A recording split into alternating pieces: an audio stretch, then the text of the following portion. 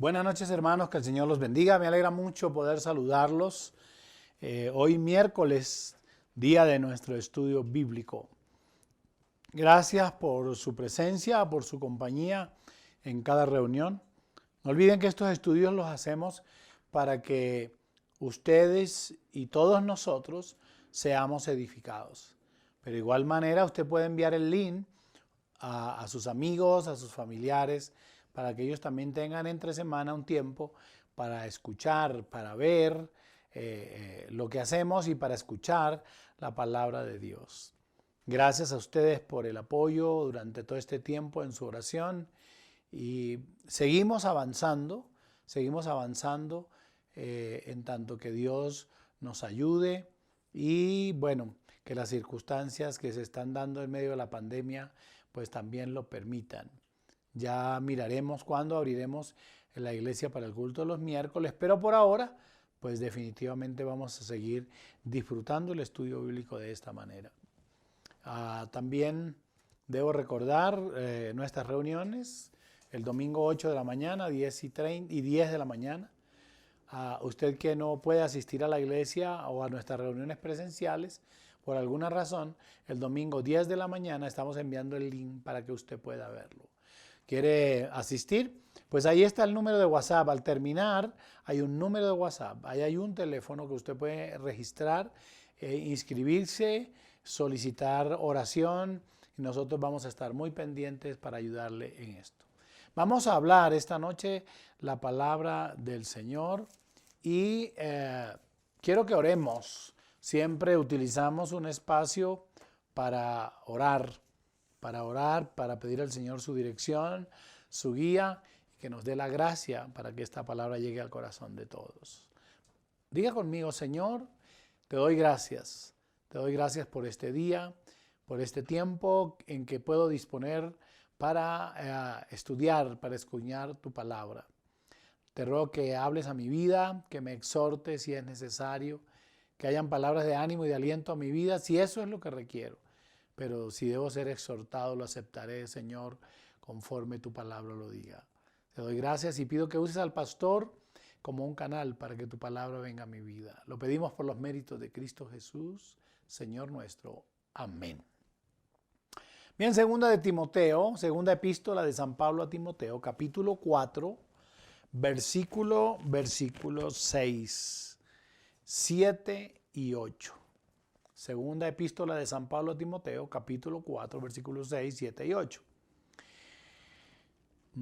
Si ya lo tiene y si no, no se preocupe, ahí va a aparecer registrado en su teléfono, en su iPad, ahí en su televisor va a aparecer para que a usted le quede mucho más fácil. Dice la Escritura, porque yo ya estoy para ser sacrificado y el tiempo de mi partida está cercano. He peleado la buena batalla, he acabado la carrera, he guardado la fe. Por lo demás, me está guardada la corona de justicia, la cual me dará el Señor, juez justo en aquel día, y no solo a mí, sino también a todos los que aman su venida. Oiga eso. San Pablo prácticamente despidiéndose de su hijo Timoteo y de la iglesia que este hijo suyo espiritual y de ministerio estaba pastoreando. Y estas palabras llegan esta noche a nuestra vida, a nuestro corazón. Hemos leído seguramente muchas veces este pasaje, pero esta noche yo quiero compartir con ustedes algunos asuntos que tienen que ver con él. Un poco hablando de pelear la buena batalla. Y es, ¿por qué Pablo dice he peleado la buena batalla? ¿Qué es lo que él peleó? Y eso es lo que vamos a ver ahora nosotros. Ustedes saben que Pablo es el hombre más importante en la Biblia después del Señor Jesucristo en el Nuevo Testamento. Además que es el más grande misionero de todos los tiempos.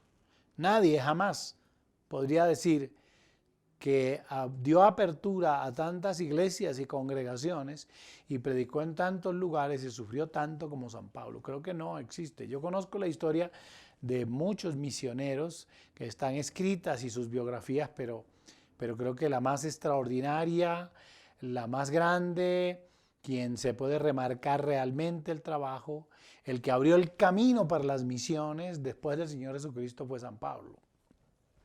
Ahora, todos tenemos claro que San Pablo es el hombre que Dios utilizó para llevar el mensaje a gentiles, a reyes, a gobernantes, a judíos, etcétera, etcétera. Uno es más que tomar el capítulo, desde el capítulo 8, que es donde San Pablo empieza a aparecer, capítulo 7, cuando dice que San Pablo estaba de acuerdo con la muerte de Esteban cuando fue apedreado, luego el capítulo 8 y el capítulo 9 que habla de su conversión, uno puede disfrutar realmente todas estas experiencias hasta el último capítulo del libro de los Hechos de los Apóstoles. Aquí cuando Pablo habla sobre esto, está recordando su vida antes de morir. Porque él dice, el tiempo de mi partida ha llegado. Es que eso es lo que dice. Dice, porque yo ya estoy para ser sacrificado. Es decir, estaba a punto de morir. No olviden nunca que Pablo estaba preso. Dicen los historiadores, y la Biblia muestra que, o da a entender que Pablo tenía una infección muy profunda en los ojos, que le caían como escamas de sus ojos. De ahí uno oye en su biografía que él dice, Señor, le he pedido muchas veces al Señor que me quite este aguijón, y el Señor dice, no, bástate mi gracia porque mi poder se perfecciona en tu debilidad. Eso da a entender la Biblia. Algunos escritores dicen que estaba muy afectado en sus pulmones y en sus pies, llagas, y ya estaba muy maltratado y estaba preso precisamente. Entonces ya Pablo estaba despidiéndose de su ministerio, de sus amigos, de la iglesia misma. Y cuando él está escribiendo esto, él le está diciendo, porque yo ya estoy para ser sacrificado, dice, y el tiempo de mi partida ya está cercano. Definitivamente aquí está hablando de su muerte. Pero dice una cosa muy interesante en el versículo 7. Cuando él recuerda su muerte, cuando él está vaticinando su muerte o casi advirtiendo de su posible muerte, él dice, he peleado la buena batalla. Y ahí es donde yo quiero que nos centremos esta noche. Entonces, uno preguntaría, ¿cómo? Pablo dice batallas y guerras y eso, si todas las guerras son malas o las batallas llevan a la guerra. Pero hay batallas y hay guerras buenas. ¿Sabe cuándo son buenas? Cuando generan en nosotros un cambio. Cuando esas batallas son personales y generan en nosotros transformaciones. Y cuando esos cambios y esas transformaciones redundan en el buen vivir, en la paz que tenemos que buscar, tener, anhelar. Esos cambios y esas transformaciones son buenas en tanto que nos generen confianza. Y lo más importante, que es lo que Pablo resalta aquí, lo más importante es la salvación del alma. Entonces cualquiera que me oye hablar de este asunto preguntaría, bueno, pastor, y cuando Pablo dice, he peleado la buena batalla, ¿contra qué ha peleado él? ¿Contra qué? Explíquenos. Y yo voy a explicarles esta noche, en un breve tiempo, contra qué había peleado Pablo y había ganado. El primer asunto que muestra la Biblia es que contra lo primero que Pablo peleó fue contra su vieja naturaleza. Contra su vieja naturaleza. ¿Cuál es nuestra vieja naturaleza? Nosotros ya lo hemos estudiado acá los miércoles. Nuestra vieja naturaleza era el viejo hombre. Ese viejo hombre del cual dice la Biblia que estábamos viciados. Es esa naturaleza pecaminosa que nos arrastra y nos lleva a hacer el mal. Que nos arrastra y nos lleva a tomar decisiones equivocadas. Porque siempre la tendencia del ser humano, del hombre, desde el Génesis la Biblia lo muestra, porque los pensamientos del hombre, dice la Biblia, eran de continuo solamente que el mal. Y eso lo dice la Escritura desde los tiempos de Noé, y luego en los tiempos de la Torre de Babel, y luego en el tiempo del diluvio. La Biblia dice que porque los pensamientos de los hombres siempre eran de continuo solamente el mal. Y así somos nosotros. Y siempre nos encontramos con estas situaciones tan complicadas porque no sabemos a veces ni entendemos por qué terminamos haciendo lo que no queremos hacer. Seguramente les ha pasado a ustedes, o han hablado con personas, o incluso con los hijos que le dicen a uno, papá, yo no quería hacer esto, terminé haciéndolo. O la hija que dice, yo no, esto no estaba en el presupuesto de mi vida, y sin embargo, pues ya lo hizo. Y cuando Pablo habla acerca de esto, tendríamos que remitirnos a Romanos capítulo 7, el versículo 21. Ese capítulo 7 hay una parte donde la Biblia habla acerca del pecado que mora en mí. Y Pablo abre su corazón y él habla de la naturaleza pecaminosa, del pecado que está en él. Y solamente voy a leer ahora el 21 porque más adelante voy a leer el resto del pasaje para tratar de explicarlo. Miren lo que dice. Y si hago lo que no quiero, ya no lo hago yo, sino el pecado que mora en mí. Oiga eso. Y si hago lo que no quiero, ya no lo hago yo. Es decir, no está la intención en mí de hacerlo, no está el deseo de hacerlo. Lo que me arrastra a hacer eso es el pecado que mora dentro de mí. Vamos a ver algunos versículos de la Biblia que nos pueden ayudar un poco para mostrar cuál era la naturaleza de Pablo. Entonces uno, cuando empieza a mirar su biografía, descubre que Pablo era un perseguidor de la iglesia. Hechos capítulo 8, versículo 3, y Angie nos va a ayudar con varios versículos y usted tenga en cuenta para que vaya haciéndose una idea qué tipo de persona era San Pablo antes de haberse encontrado con el Señor. Hechos capítulo 8, versículo 3. Y Saulo asolaba la iglesia y entrando casa por casa arrastraba a hombres y a mujeres y los entregaba en la cárcel. Escuche eso. Empecemos por decir que Pablo era un perseguidor de la iglesia. Era un perseguidor de la iglesia. Imagínese usted. Filipenses capítulo 3, el versículo 6, habla también de lo que Pablo era. Allí dice, En cuanto a celo, perseguidor de la iglesia, en cuanto a la justicia que es en la ley irreprensible. él mismo se declara, porque el que escribe la epístola a los filipenses es él mismo. Y él dice, en cuanto a la iglesia, era perseguidor de la iglesia. Primera de Timoteo capítulo 1, versículo 13, nos amplía un poco esta idea y es el mismo San Pablo quien está diciendo quién era. Habiendo yo sido antes blasfemo, ¿Qué más? perseguidor e injuriador, Perseguidor e injuriador. mas fui recibido a misericordia porque lo hice por ignorancia en incredulidad. Observen eso. Entonces era perseguidor de la iglesia, era blasfemo, era injuriador, era incrédulo. O sea que Pablo perseguía y a mí me sorprendió mucho. Yo he leído, saben ustedes, he leído la Biblia muchas veces, pero no había notado esto que es tan importante en un poco en lo que estamos refiriendo hoy.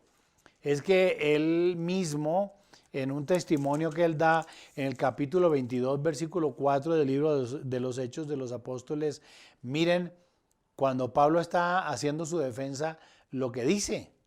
Perseguía yo este camino hasta la muerte, prendiendo y entregando en cárceles a hombres y mujeres. Es decir, que además de todo esto era homicida.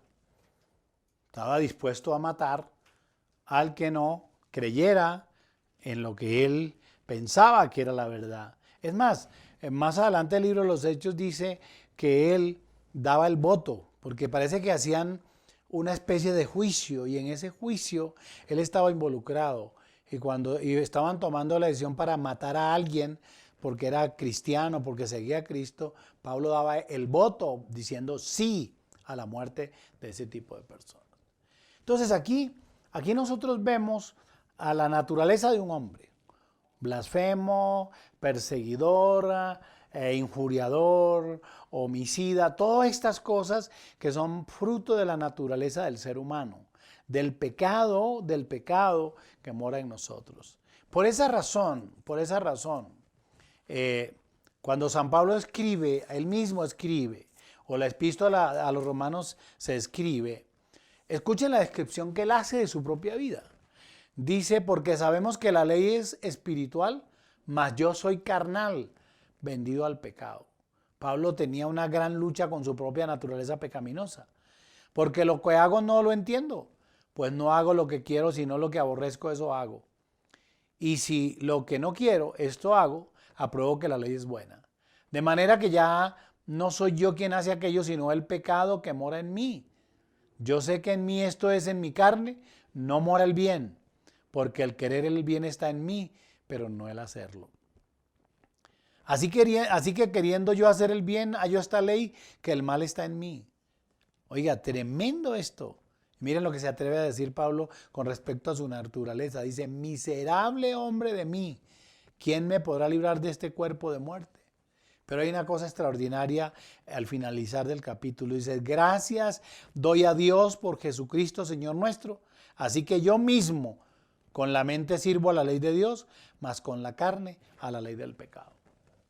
Era una tremenda lucha contra su propia naturaleza y creo que es la lucha de todos. Pablo, desde su conversión, tiene una tremenda batalla con el pecado que mora en él. Y creo que esa es una situación en la que todos hemos estado enfrascados. Esa naturaleza nuestra que nos arrastra, es eso lo que hace que un hombre le prometa a su esposa no golpearla más, o cumplir con sus deberes, o cumplir con sus obligaciones, y termina repitiendo el mismo acto. Es lo que hace ese pecado, esa naturaleza que está en nosotros como seres humanos. Es lo que hace que el drogadicto le prometa a la esposa, al papá, a la mamá, a la familia que nunca más va a consumir droga y no resiste, no aguanta. Es esa naturaleza pecaminosa que lo arrastra. Y podríamos colocar muchos ejemplos. El alcohólico, por ejemplo, que dice, no más, esta es la última copa, es la última borrachera. Mi papá lo dijo muchas veces, pero nunca pudo. Porque es que hay ahí una naturaleza pecaminosa que nos arrastra. Y ahí está contra lo que Pablo luchó. Ahora, sorprendentemente, cuando escribe la epístola a los Corintios, este hombre ya transformado puede hablar de otra manera. Tranquilamente podía hablar de otra manera. Es lo que dice 2 Corintios capítulo 5, versículos 16, 17 y 18. Y pónganle atención al 16 y al 17 lo que dice. De manera que nosotros de aquí en adelante a nadie conocemos según la carne, y aun si a Cristo conocimos según la carne, ya no lo conocemos así. De modo que si alguno está en Cristo, nueva criatura es. Las cosas viejas pasaron, he aquí todas son hechas nuevas. Observe ahora lo que dice un hombre que ha roto con su vieja naturaleza, ha llegado a Cristo. Es decir, que Pablo luchó contra su vieja naturaleza y la venció, porque él puede expresar de modo que si alguno está en Cristo, nueva criatura es.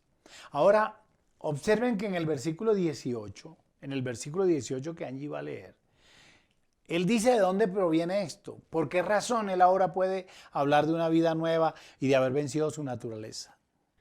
Y todo esto proviene de Dios, quien nos reconcilió consigo mismo por Cristo y nos dio el ministerio de la reconciliación. ¿De dónde proviene? De Dios. Es lo que es claro, nosotros a título personal no podemos cambiar absolutamente nada de esa naturaleza pecaminosa que está en nosotros. Y por eso hay tanta gente luchando y decepcionados con ellos mismos siempre porque no son capaces. Muchos dicen, no, es que yo tengo la voluntad.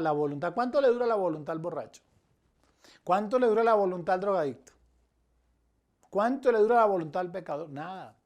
Por esa razón, Pablo cuando ve esto, dice que esto no proviene de nosotros, esto proviene de Dios, de su misericordia, quien realmente genera un cambio profundo en nuestra vida. Entonces, la gran batalla que nosotros tenemos que pelear como cristianos es contra nuestra vieja naturaleza.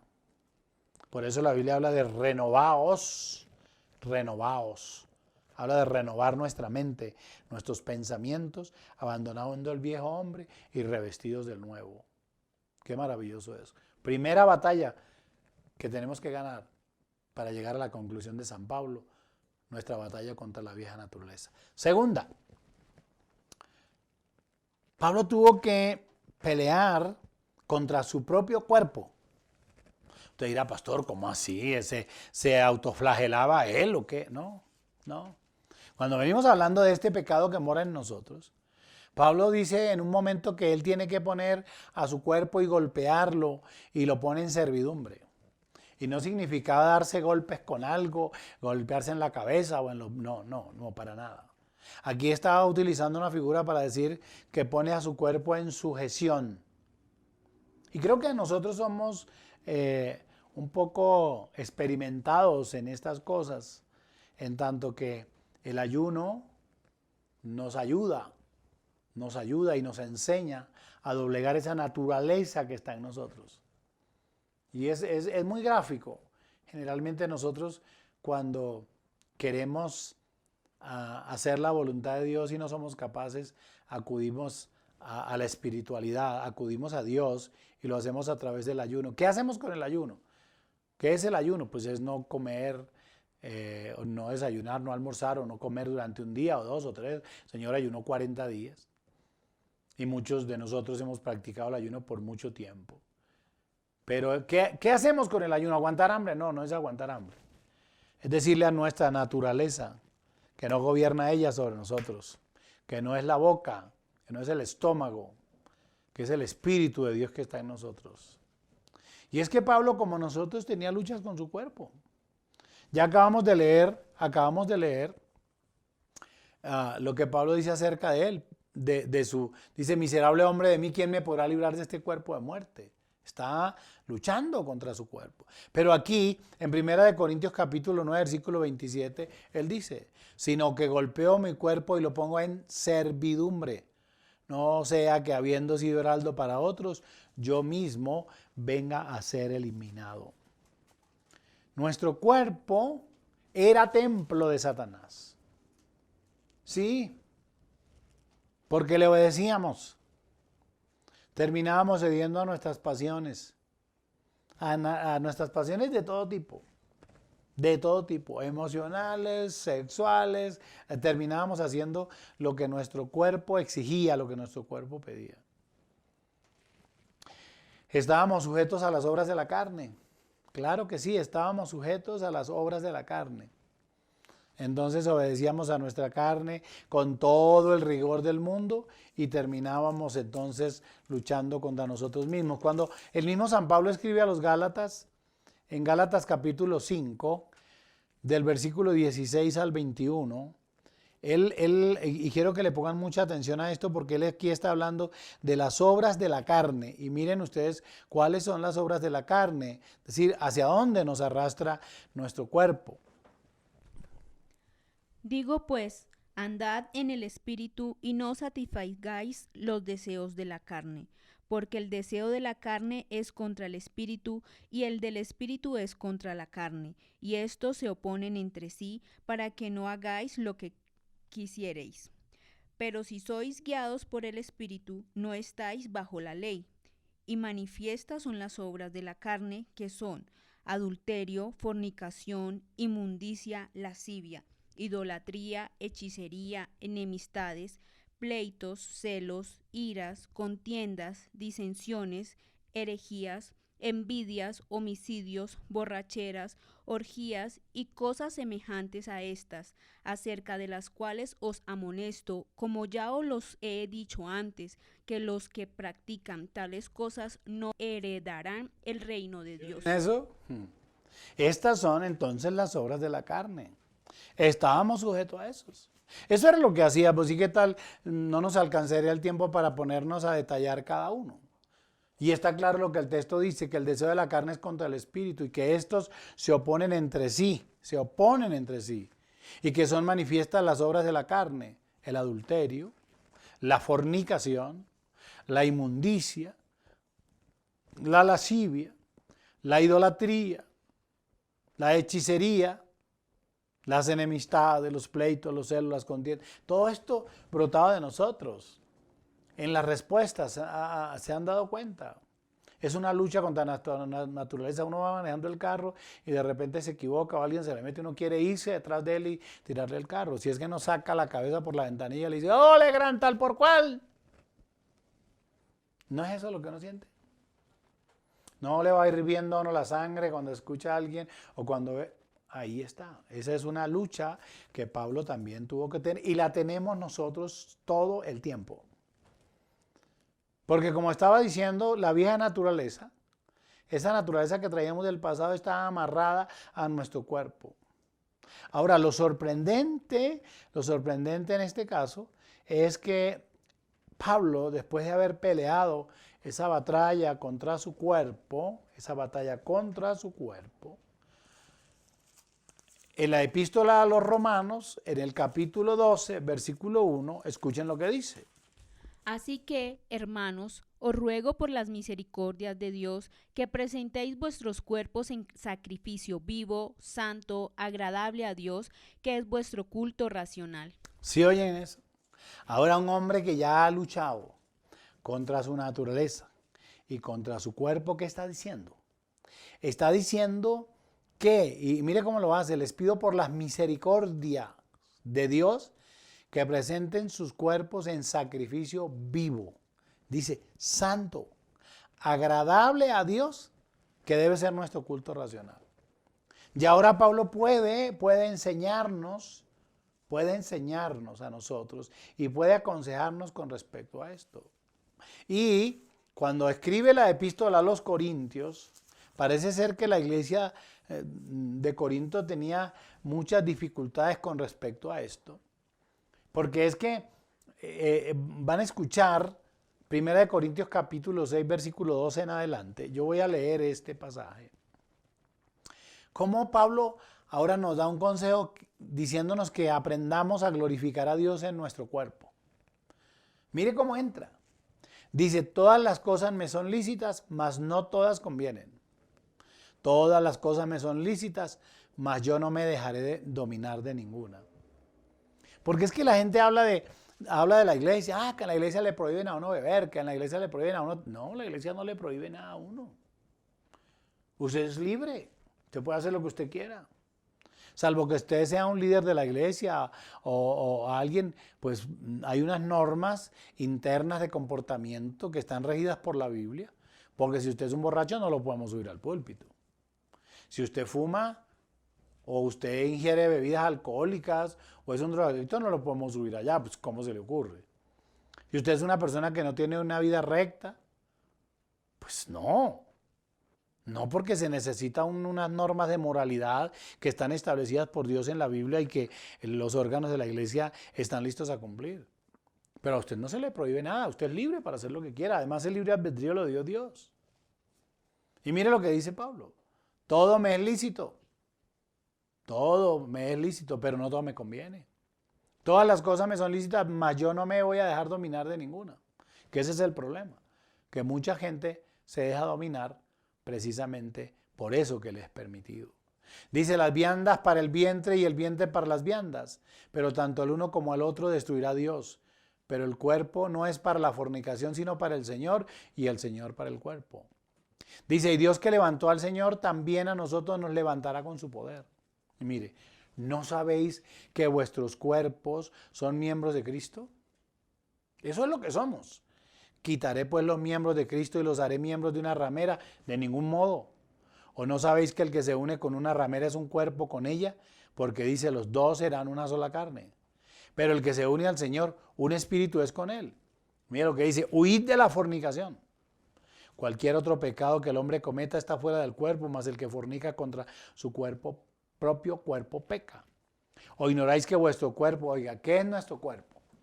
Es templo del Espíritu Santo. ¿O ignoráis que vuestro cuerpo es templo del Espíritu Santo, el cual está en vosotros, el cual tenéis de Dios y que no sois vuestros? Porque habéis sido comprados por precio. Glorificad a Dios en vuestro cuerpo y en vuestro espíritu, los cuales son de Dios. Entonces, cuando hemos llegado a Cristo y le hemos entregado nuestra vida, le hemos entregado también nuestro cuerpo. Entonces, nuestros cuerpos tienen que ser instrumentos para glorificar y exaltar al Señor. Es la razón por la que usted que no entiende por qué los cristianos actuamos de determinada manera y no hacemos ni tenemos comportamientos como los que teníamos en el pasado, ni vamos a lugares donde iríamos en el pasado, porque es que ya nuestros cuerpos lo que tienen que hacer es glorificar al Señor. Entonces yo no entraré a un lugar que no glorifique al Señor. Seguro.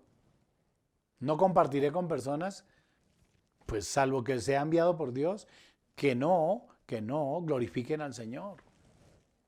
Eso es importante. Y entonces entender que nosotros le hemos entregado al Señor nuestro cuerpo, nuestro espíritu y nuestra alma. Eso es lo que hacemos cuando aceptamos a Cristo. Y está claro, Pablo había tenido una tremenda batalla contra su propio cuerpo. Por eso él dice, miserable hombre de mí, ¿quién me podrá librar de este cuerpo de muerte? Porque lo bueno que quiero hacer no lo hago, en cambio lo malo que no quiero hacer, eso es lo que yo termino haciendo. Pero ahora él ya está explicándonos a nosotros y aconsejándonos cómo tenemos que presentar nuestros cuerpos en sacrificio vivo al Señor. Tercer asunto. Pablo había peleado contra el diablo, contra Satanás. No en vano cuando él escribe a la iglesia de Éfeso en el capítulo 6 del libro de Éfeso, él da unas recomendaciones a las cuales nos vamos a acercar en el capítulo 6, en el versículo 11, por ejemplo, dice, vestidos de toda la armadura de Dios para que podáis estar firme contra las acechanzas del diablo. Vestidos de toda la armadura de Dios. Eso parece que tuviera como una implicación, ¿no?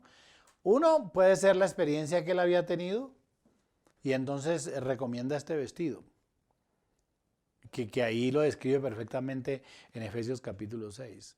O pudiera haber sido que no estaba en determinado momento cubierto con toda la armadura. Eso es otro pensamiento que puede saltar a nuestra mente. Y no, yo creo y ojalá, bueno, ustedes estén de acuerdo conmigo, los que han estudiado la Biblia, pero yo pienso, el enemigo más grande que Pablo tenía era Satanás. ¿Saben por qué? Porque Satanás era un mensajero, porque San Pablo llegó a ser un mensajero o un instrumento de Satanás para perseguir la iglesia, para matar a los creyentes en Cristo, como ya lo dijimos, para estar de acuerdo con la muerte de Esteban, porque la Biblia dice que Pablo con Saulo consentía con la muerte. Entonces era un mensajero de Satanás, era un instrumento de Satanás en perturbación o en perjuicio de la iglesia que estaban haciendo. Entonces, al él encontrarse con el Señor y transformar y cambiar su vida, inmediatamente se convierte necesariamente Satanás en su peor adversario y seguramente lo que quería era siempre destruirlo. Y uno encuentra en todo el proceso de la vida de San Pablo en el libro de los Hechos de los Apóstoles y en las epístolas, hablar de cómo Satanás se estaba metiendo siempre en persecución de él. Y acuérdense, la divina ya del capítulo 17 del libro de los Hechos de los Apóstoles, o cuando dice que iba para Tesalónica y Satanás le perturbó para no ir. Hay muchos textos de la Biblia que hablan acerca de esto. Ahora,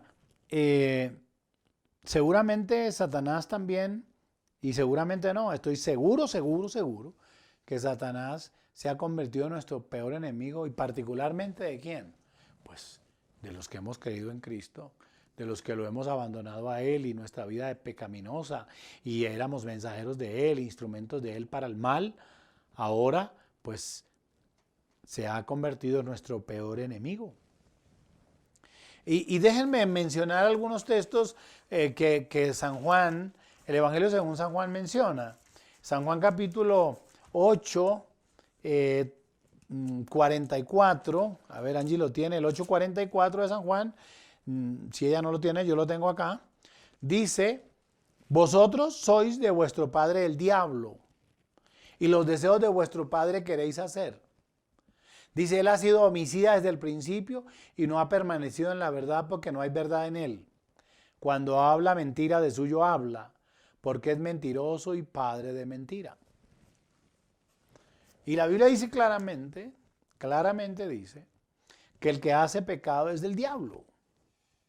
Entonces, si estamos hablando de esa batalla permanente que tenemos contra él, tenemos que tener muy claro que nosotros éramos esclavos de Satanás, porque estábamos en el pecado, porque el pecado nos arrastraba y nos llevaba a la voluntad de Él. San Juan capítulo 8, versículo 33 y versículo 34, mire lo que la gente habla. El Señor les dice, y ustedes conocerán la verdad y la verdad les hará libres. Y miren lo que responden los judíos en aquel tiempo. Le respondieron, linaje de Abraham somos y jamás hemos sido esclavos de nadie. ¿Cómo dices tú, seréis libres? Jesús le respondió, de cierto os digo, que todo aquel que hace pecado, esclavo es del pecado. Entonces sí éramos esclavos del pecado. Y los que estábamos sujetos al pecado, entonces el padre de pecado, como acabamos de leer en 8:44, el padre de mentira es Satanás. Entonces nosotros, eso éramos, esclavos de Satanás. Se sorprende uno, por ejemplo, y lo que le estaba mencionando, lo que dice Primera de Tesalonicenses capítulo 18. ¿Qué dice? Por lo cual quisimos ir a vosotros, yo Pablo, ciertamente una y otra vez, pero Satanás nos estorbó. Ahí Pablo, los hermanos de la iglesia de Tesalónica le decían, pero hermano Pablo, ¿qué ha pasado? Porque usted no viene a visitarnos. Todo este tipo de cosas que se dan en el ministerio. Pero dice él mismo, una y otra vez trató de ir, pero Satanás estorbó su viaje. Acuérdense en el primer viaje misionero de San Pablo. ¿Ustedes se acuerdan? Pues en ese primer viaje misionero ya estaban apenas arrancando el viaje misionero cuando la Biblia hace referencia de un mago que resistía la palabra que Pablo predicaba. Dice, y habiendo atravesado todas las islas hasta Pafos, hallaron a cierto mago falso profeta, judío llamado Barjesús, que estaba con el procónsul Sergio Pablo, varón prudente. Este, llamando a Bernabé y a Saulo, deseaba oír la palabra de Dios, pero le resistía Elimas, el mago, procurando apartar de la fe al procónsul. Entonces Saulo, que también es Pablo, lleno del Espíritu Santo, fijando en él los ojos, dijo, oh lleno de todo engaño y de toda maldad, hijo del diablo, enemigo de toda justicia, ¿no cesarás de trastornar los caminos rectos del Señor? Ya, era el primer viaje misionero. Inicia apenas, capítulo 13 del libro de los Hechos de los Apóstoles. Y ya Satanás estaba tratando de torpedear el proyecto de Dios a través de la vida de San Pablo. Ahora, se sorprende uno porque Efesios capítulo 4, para que vayamos a un poco a revisar el texto que hemos leído, en Efesios capítulo 4, en el versículo 17, ¿qué dice? Ni deis lugar al diablo. Mira lo que ya está diciendo Pablo. No den lugar al diablo. Dice, más vosotros, pues ustedes no han aprendido así, y dice claramente que no debemos dar lugar al diablo. Esa era su experiencia. Y por esa razón cuando uno lee Efesios, uno se pregunta, ¿por qué razón este asunto de la armadura? Pablo había tenido experiencia permanente contra Satanás. Entonces, por eso es que él dice, vístanse de toda la armadura de Dios para que puedan estar firmes contra las acechanzas del diablo, porque Pablo tenía la experiencia de haber sido atacado. Es más, dice, porque no tenemos lucha contra sangre y carne, sino contra principados, contra potestades, contra los gobiernos de las tinieblas de este siglo. Dice, contra huestes espirituales de maldad en las regiones celestes. Y empieza a decir entonces cómo debe tomarse esa armadura y cómo podemos usarla. Y dice, versículo 16, sobre todo tomad el escudo de la fe, con que podáis apagar todos los dardos de fuego del maligno. Miren cómo se repite eso. Era una batalla permanente contra Satanás y ustedes y yo tenemos que ser conscientes de eso. Yo lo he enseñado en la iglesia y me lo han escuchado mucho. Nosotros tenemos que tener claro que tenemos un adversario y un enemigo de nuestras almas que la Biblia llama el acusador de los hermanos.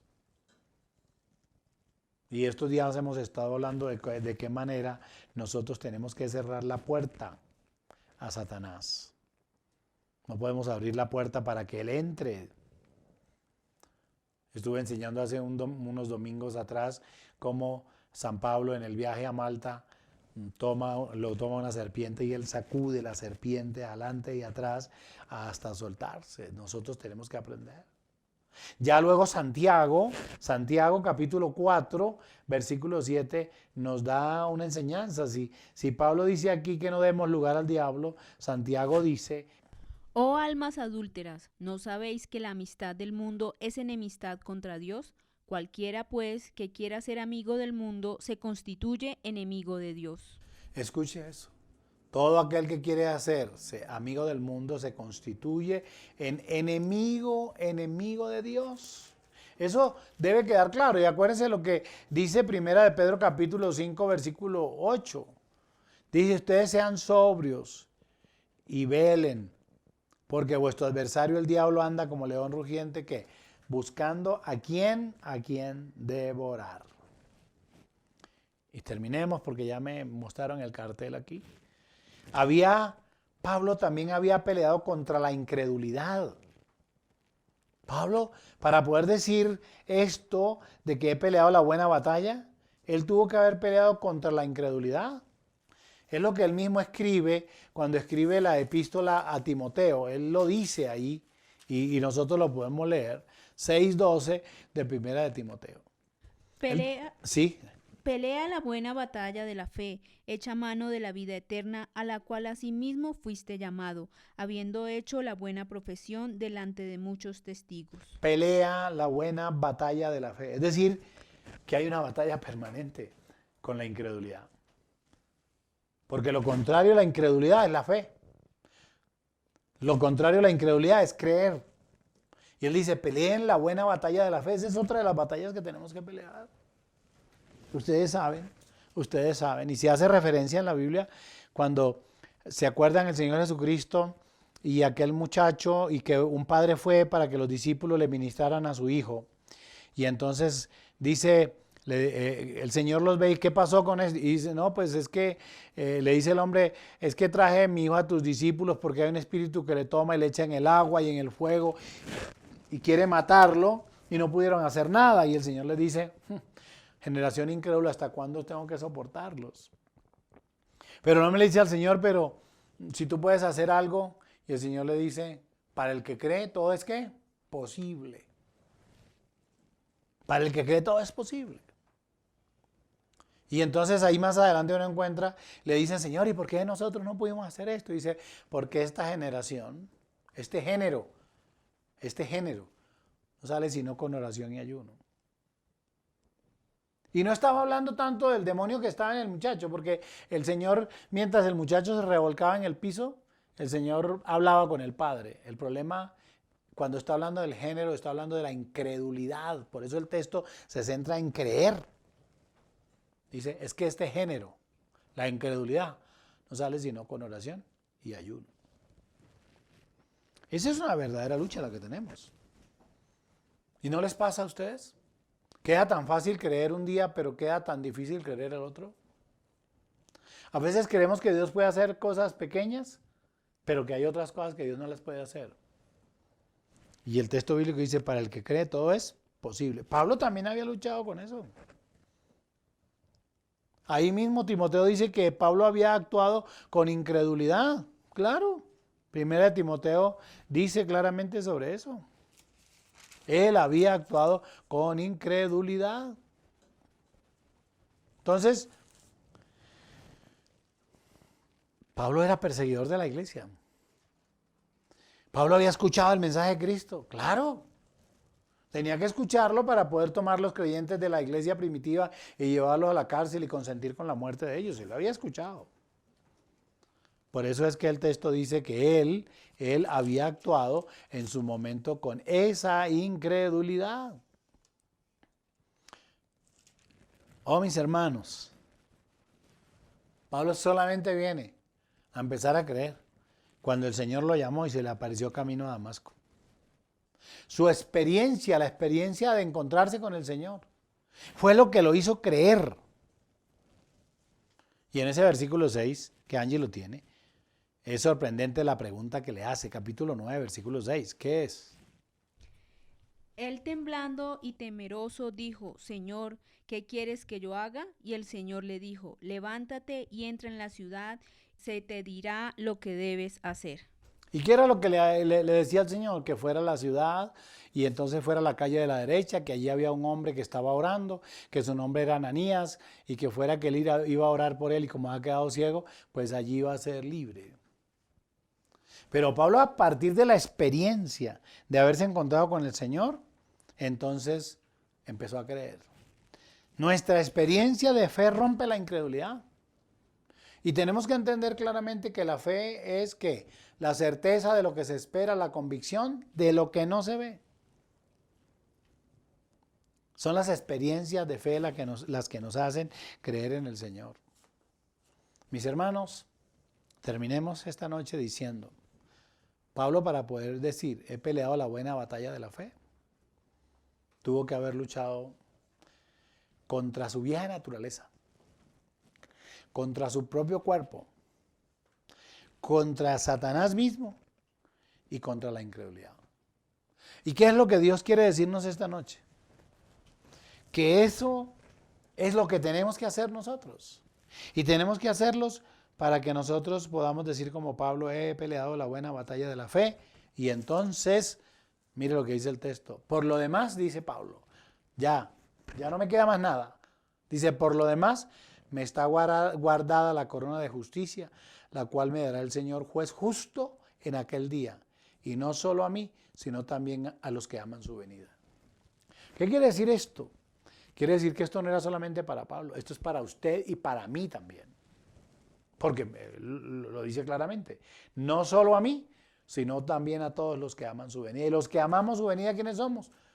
Pues los que estamos batallando permanentemente contra estas cosas que Pablo batalló y que al final de su muerte, mirando el retrovisor, descubre contra lo que ha peleado y la batalla que él ha ganado. Que el Señor nos ayude a nosotros. Que el Señor nos ayude a doblegar nuestra naturaleza, a controlar nuestro cuerpo y a presentarlos como sacrificio vivos al Señor. A estar vestidos de la armadura de Dios siempre para poder resistir los ataques del enemigo. Y mantener nuestra fe en el Señor. Claro, nuestra fe en el Señor acabará con cualquier incredulidad. Porque el Señor dijo, para el que cree, todo es posible. Bendiciones a todos. Me alegra mucho compartir este tiempo con ustedes. Pido al Señor y ruego al Señor que esta palabra los edifique y que sigamos creciendo y aprendiendo para poder entrar en una dimensión mayor con el Señor. Los bendigo. Con toda bendición material y espiritual los bendigo. Que el Señor les dé salud, que provea económicamente lo que les hace falta, que guarde su vida del mal y que envíe ángeles protectores y guardianes sobre su casa, sobre sus hijos, sobre su hogar, sobre su empresa. Que la gloria de Dios sea manifestada en medio nuestro, por los méritos de Cristo Jesús. Amén, amén y amén. Que Dios los bendiga a todos. No olviden, el domingo 8 de la mañana, 10 de la mañana. ¿Quieren venir a nuestra iglesia y estar aquí con nosotros, podernos saludar? Pues bien, allí está, al finalizar, aparece un número de teléfono. Este es el WhatsApp. Regístrese e inscríbase. Allí hay una niña amable. Rosario va a contestarle, va a hablar con usted y entonces nos veremos con la ayuda de Dios. Que Dios los bendiga, que Dios los guarde.